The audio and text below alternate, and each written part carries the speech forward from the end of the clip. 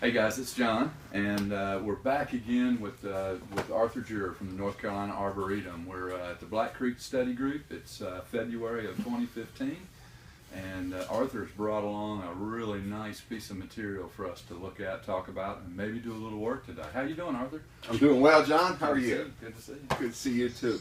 Yeah, this is a great one, don't you think? I do. This is amazing. It's American Hornbeam, and it was intended for this use right from the point of the seed being planted. Intended for bonsai all along. Yeah. Or intended to be a It was aimed in that direction, along with many others. That's, it has great age. I'll show you more close-ups of the bark later, but you can tell this thing has been around a while. So do you know how old it is? It's somewhere between like 30 and 40 years old. Wow. From seed. So how did it get here? We had a great gift from an old gentleman, 92 years old. Wow. He's in Lancaster, Pennsylvania. Mr. Melvin Martin's his name. His good friend and a good friend of the Arboretum, Roger Lehman of Miko Bonsai. Yeah. He facilitated this donation. Fantastic. And brought this tree to us last October. So we've had it since about the time of the last expo. Okay, excellent. And I've just looked at it, there's nothing been done to it. This is pretty much exactly how it arrived. Well, it certainly has, it's a wonderful tree already, and I see it has potential to be a fantastic bonsai for the Arboretum for a long time. What do you think about it when you look at the structure of it? I think of a natural tree. I think of something that I see growing out, in the woods. Maybe not a hornbeam-esque kind of tree, because I think that's more of an understory, but certainly of a great hardwood, nice old aged hardwood tree. Could be a beech. Could be a beech, certainly could be. Of course, they're related. They look, similar in leaf and in the light-colored bark and all, but it has that look of a mature deciduous tree, a large canopy sized tree. And it has not had a perfect life either. No, it's had a few things removed. It spent a lot of time in the ground. Mr. Martin was have you ever heard of the expression an outside artist? Sure. Well, explain more. Well, you have artists who are academically trained, and they've studied art and intended to be artists. And then you have this other class that are kind of like outside of that academic circle. They largely work independently. They learn on their own. They teach themselves. And, in some respects, when you look at the work done by somebody like that, it looks crude or primitive. But it's highly personal, because Absolutely. They're doing everything out of their own creative impulse. And I think of Mr. Martin as kind of being like that. He had some instruction, but never anything really prolonged applied instruction, formal instruction. He largely learned by doing. And obviously in the way that he shaped trees, he was not conventional. No, and influenced by probably what he was seeing around him. Absolutely. That's right. Yeah. Have you ever driven through the Lancaster County scenery?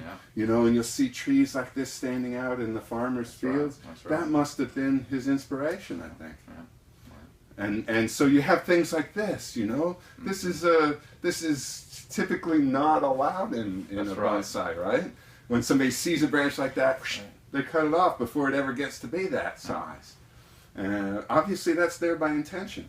Up here in the crown, you look at how that's put together, and it's extremely unconventional. It is. And yet, what we started out saying was, boy, it looks like a tree. It does. It does. So my hat's off to Mr. Martin for what he was able to do with this. It's pretty impressive. So what are your plans today? I've thought about it a lot, and I don't think I'm going to do much beyond just cleaning it up. You can tell it was allowed to grow for a while without any kind of shaping. right? And he's 90-something years old, right? Not going to blame the guy. You look at it, and it would appear that the sun was over here a great deal of the time, because the tree is growing much more strongly on this side. I can see that. It's got some dieback that needs to be cleaned up, but largely, John, I think I want most of all to respect what Mr. Martin did all those years. I think what he accomplished is really impressive. Wow. This is like the dream tree that you might find in the field somewhere. Absolutely. What people imagine a collected bonsai to be like you find a small tree and the cows did this. Well, no, a lot of thought went into this, a lot of design, just not conventional design. I want to respect that. Well, that's admirable that you want to respect it, and I think this material is certainly worthy of that. And I'm sure Mr. Martin will appreciate it. I hope so. Maybe Roger can bring this video over. That'd be great. That'd be great.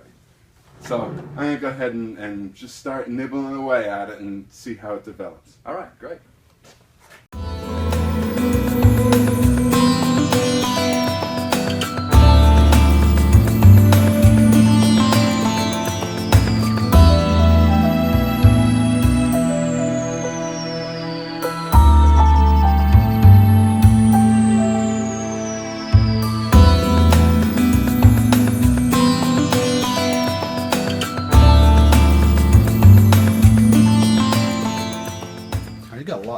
Here anyhow, with that part, so don't really need that. And besides that, it's kind of heavy. Yeah. I kind of like the way there's just some dead parts on the tree, because I mean that's how a tree is out in nature. The root very well do that. Like from cuttings. Oh, they do? I've rooted quite a few. I was telling Arthur earlier, years back I bought one down in Florida that has a little bit smaller leaf than the ones that grow around here. And I took cuttings and every one of them rooted. Really?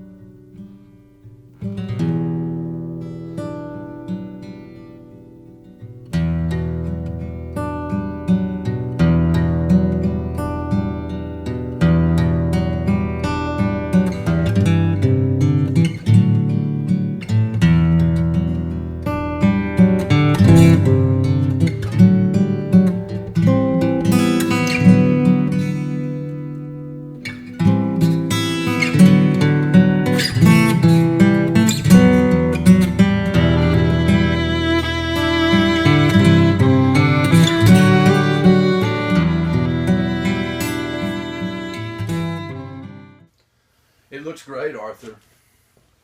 A couple hours of working, and I think even though it doesn't look like it's changed a lot, the structure is there for it to really get better. What do you think? I'm real pleased with it. the structure was there all along, you know, and what it really called for was accepting that the structure is the way that it is, and not trying to fix things that aren't necessarily wrong, like this and this and this up here, this kind of nest of branches coming out of one place.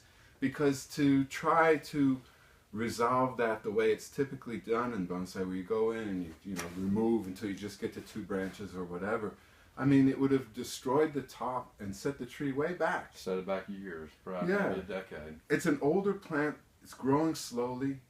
We know that the wounds don't heal quickly on it or cover quickly on it. So why take all this work and undo it? And I guess the answer that some people might give to that is like, oh, well, because it's ugly. You know, a branch like that is ugly, or this is ugly, or that's ugly. And I gotta tell you, when I was driving here this morning, right? It's February, so the leaves are all bare. Sorry. The trees are all bare.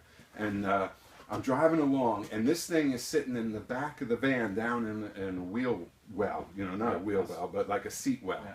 And so it's lower. And when I looked in the rearview mirror, the top of the tree, just this part here, was silhouetted by the view out the back window. Interesting. And yeah, it was, you know, because I'm driving. I said, oh, look at that, you know, I'm seeing the top of that tree. And then I was looking. Did you run anybody off the road? No. It was South Carolina, early in the morning. Nobody was around. So I'm driving and I'm looking down the road and I'm seeing all these deciduous trees. And some of them are pretty nice. And I'm looking at how they're putting together. And then I glance in the rearview mirror and there's this other tree. And you know what? It was of a kind. You know, I realized looking at it in that rearview mirror, seeing it silhouetted, that different look, you know, sometimes you get a different look at something, and it was a revelation that, well, that's great the way it is. It doesn't need to be fixed. It just needs to be cleaned up. And that's all we did, right? That's it. We just cut little stuff off. You cut little stuff off. We snipped a bit here and there, put wires on more than I thought we would, you know, but that's how it goes with wiring. You put one on, you got to put on another, and then another. Took care of a little dead wood. Yeah, dead wood. You know, you look at something like this, it's not wonderful, but that, you know, that was there. That was a piece of dead wood. And if we make a cut right here, we'll have a big gaping wound to look at. Yeah. For, you know, for the rest of the time that I would be looking at this tree. If we do this, eventually this rots off. Right. But it's hornbeam wood, it'll last a while. You know, we can treat it if we want to make it last a little longer. But in the meantime, having it do this is more agreeable than taking this off and just having this abrupt transition from this caliper to this caliper. And again, in respect to the age of the tree, we're not going to grow this branch out 5 feet to try to fatten this, you know, transition zone a little bit. It just, the strategy has to adapt to the material that you're working on. It's not a one-size-fits-all, or it should never be that, I think. I know you're always grateful for everything that's donated to the Arboretum, Oh, yeah. given to the Arboretum. I know there's no doubt in that. But this seems to be a tree that was made for you personally and the Arboretum collection. I just love that it's so natural, and I think this tree's found a good home. Not that it didn't have one before, but I think it's found a home where it'll be well appreciated. Appreciated, that's right. You know, what a shame if somebody had gotten this tree and tried to fix it. Right. Try to undo all the things that are built into it. Yeah. I think that would have been a terrible waste. And I think you're absolutely right, John.